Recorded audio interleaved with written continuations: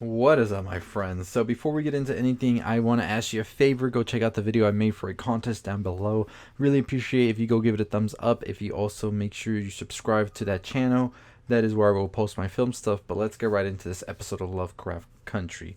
So pretty much, damn, I love how Lovecraft Country pretty much gives us a different genre each episode, and it's a whole new feel, but it's the same story, and it's just beautifully crafted and done. HBO on a damn roll. But let's just talk about what we saw this episode. So this episode pretty much took us to the Korean War right in it, and this was a very good departure, I feel, because it gives us a little breathing room for what we've been seeing in the main storyline. Now, this takes place during the time that Tick was in the Korean War, and we see him here, but he is not the main character. It is actually Jia. Now, Jia is a nurse who is pretty much infatuated, I would say, with American culture, movies, all of this, and she is loving it all, especially Judy Garland, who we get a little monologue from Judy Garland at the end of the episode, and I thought that that was a very good way to package it all up and give it to us in the end. Now, one thing with Ji however, is that she is not very much so human. Although she does have a human form, she is also inhabited by a Gumiho. Gumiho. I think I said that right. And a Gumiho is a nine-tailed fox, and this nine-tailed fox is pretty much a legend of Korea, and it is derived from Chinese myth and folklore. And it is a fox that lives thousands of years, and it can transform into a beautiful woman, and it's set out to seduce men to eat their liver or hearts, whatever you want to call it.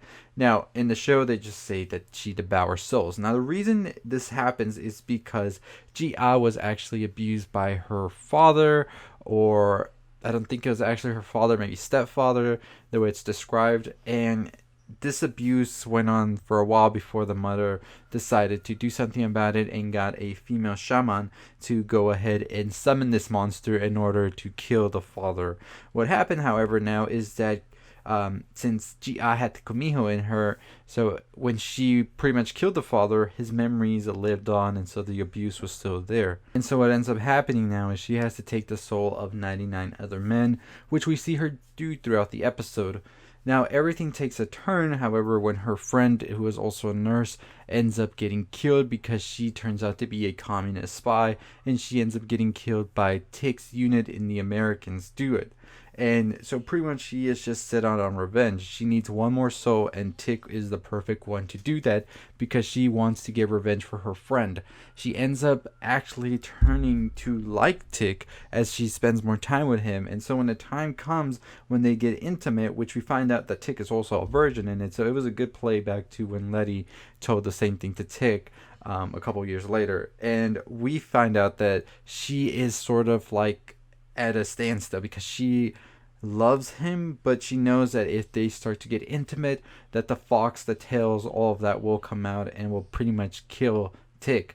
And so she tries to let it all go. She talks to him and tells him that he is the one who she wanted to kill because of everything he did to her friend and all of this. And pretty much they reconcile again, and they do end up getting intimate, although they have to take it slow. But the next time that they do end up getting intimate, it's not like being able to control the tails anymore. They start to come out and they attack Tick, and she pretty much tries to bring it all back, but she can't. She sees Tick's life, she sees him young with his mother, and then she sees the abuse he suffered from his father as well. And then she starts seeing Letty, and it seems that she's seeing into the future now, and she ultimately sees and witnesses Tick's death. Tick, of course, is like confused about what's going on and horrified, and he just runs out of there before she can explain everything. She tells him not to go home, but he's out of there by now because she knows what's going to happen once he goes back to America, everything we've seen so far. So we see all of this play out, and she pretty much goes back to the shaman with her mother to try and lift the curse, and the shaman is like, I ain't doing it, but I'm going to tell you this right now. You are going to witness a lot more than you thought. A lot of dark and painful shit's coming your way.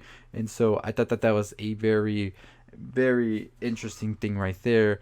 that we are definitely going to have to add to the equation now with everything that's going on in Lovecraft Country. This is just going to add to some more of the, I don't even know what the hell's going to happen these next couple of episodes.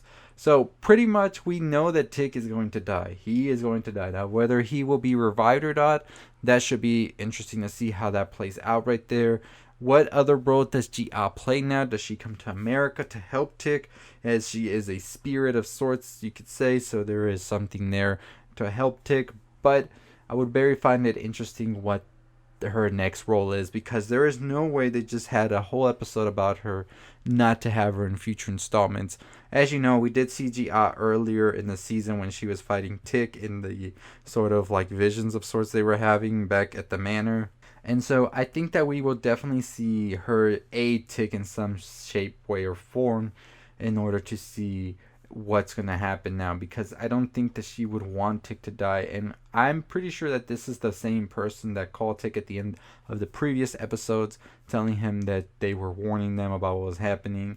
And so it should be interesting to see. Now, what did you think about this episode? As I said, I really enjoyed how it was a different type of feel to it than all of the other episodes, and that's something that Lovecraft Country loves to do, is give us these type of different genres and feelings to each episode where it doesn't feel like the same thing, but it's still the same story. So kudos to them on that. Now, the next episode is going to be heavily focused on Hippolyta, so I don't think we'll be getting much of answers about the main storyline just yet. I think we'll be getting them intersected throughout, where this one was more of a foundation of something that's coming up in the future, I believe, so keep your eyes peeled for that.